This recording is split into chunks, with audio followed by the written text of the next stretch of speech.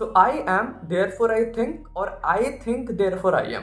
तुम किस साइड हो? 1 मिनट वीडियो को पॉज करो, टाइम लो, सोचो और देन सोचो कि what are your thoughts.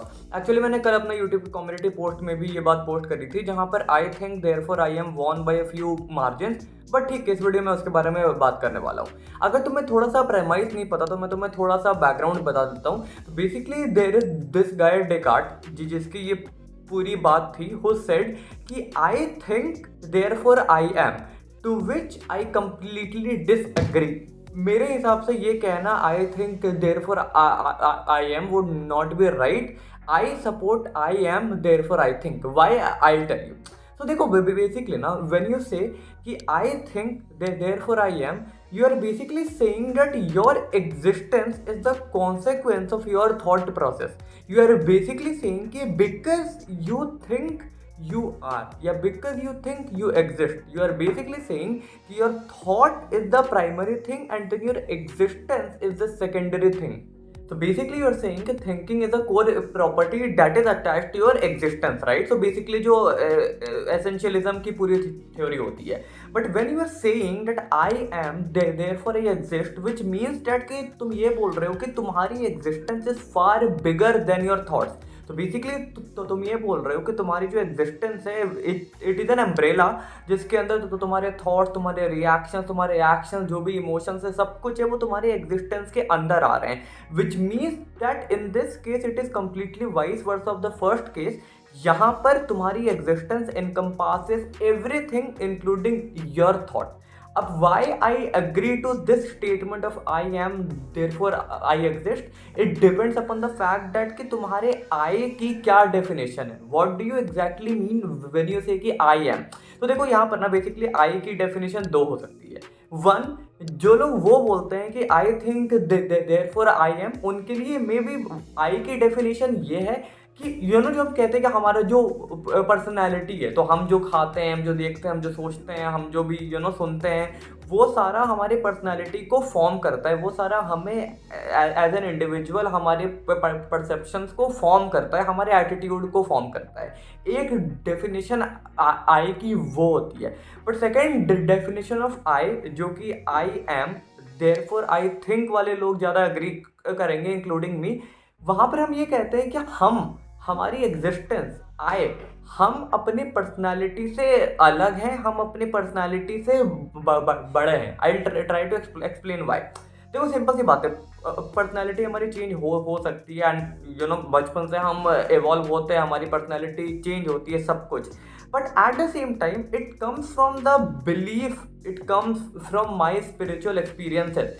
Because मैं काफ़ी स्पिरिचुअलिटी में हूँ और I have such spiritual experiences जहाँ पर I have felt up to some standard कि जो enlightenment का पूरा कॉन्सेप्ट है, जहाँ पर लोग कहते हैं कि you can take charge of your mind, जहाँ पर तुम चूज कर सकते हो when to think consciously, when to not think consciously.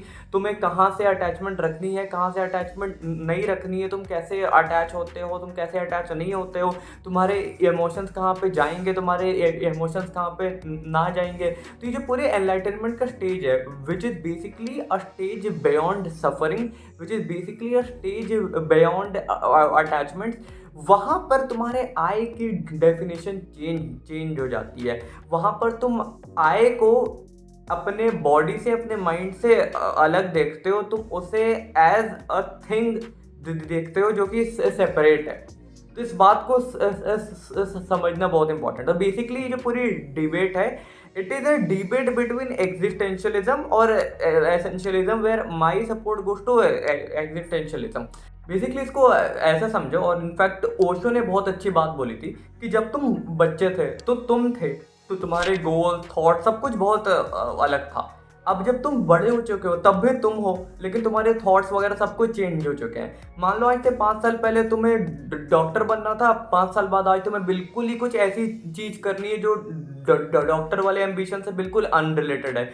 But एक बात ध्यान दो कि something in you has continued, and I am actually quoting Osho here, कि something in you has continued. कुछ है जो तुम्हारे अंदर कांस्टेंट है, वो तुम हो, वो तुम्हारे थॉट्स नहीं है, वो तुम्हारे एक्शंस नहीं है, वो तुम हो, जो तुम्हारा आई है, आई एम। तो तुम फील करते हो ना कि जब तुम छोटे से बड़े हुए तो तुम हो रहे हो, चेंज हो रहे हो, but you don't actually see, क्योंकि तुम हो ना।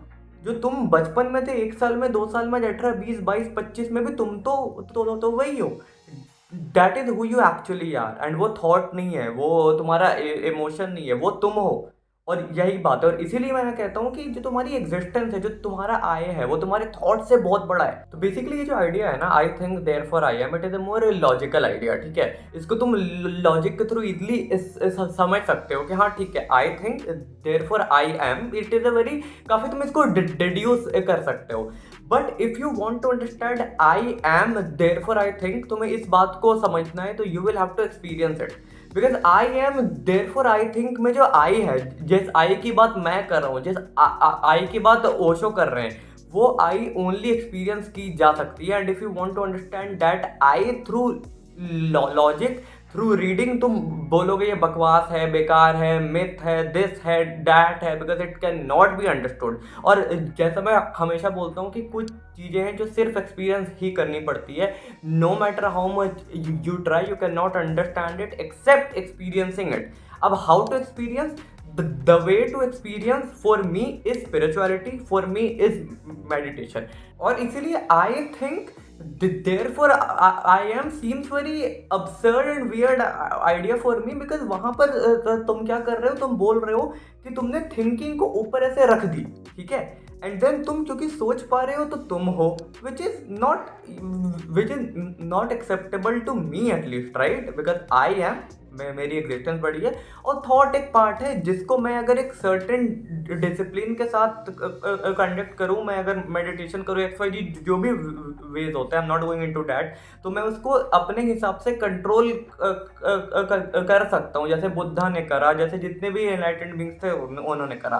तो बेसिकली ये है, again a very interesting idea, very interesting thought, मुझे काफ़ी अच्छा लगा, आई वॉन्टेड टू शेयर। सो या गाइस, तो तुम्हें क्या लगता है, तुम भी बताओ। I really want to know more opinions on this. If you like the video, do it the like button, channel को सब्सक्राइब कर लेना, मेरी बाकी की वीडियो देख लेना। I post analytical and spiritual videos.